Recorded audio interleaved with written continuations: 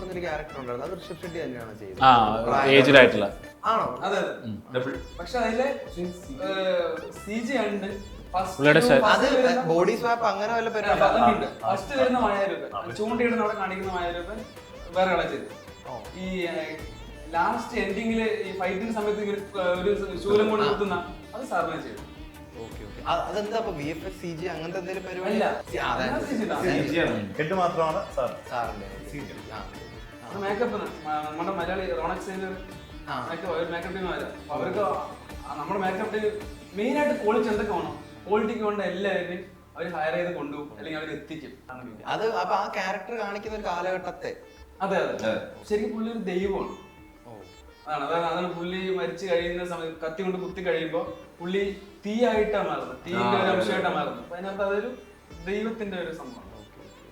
പുള്ളിക്ക് രൂപമില്ല, അതാണ് മായാരൂപം. ലാസ്റ്റ് കുത്തി കഴിയുമ്പോഴായപ്പോഴും പുള്ളി ജാലക്കാരൻ ഒരു ടൈപ്പ് ഓഫ്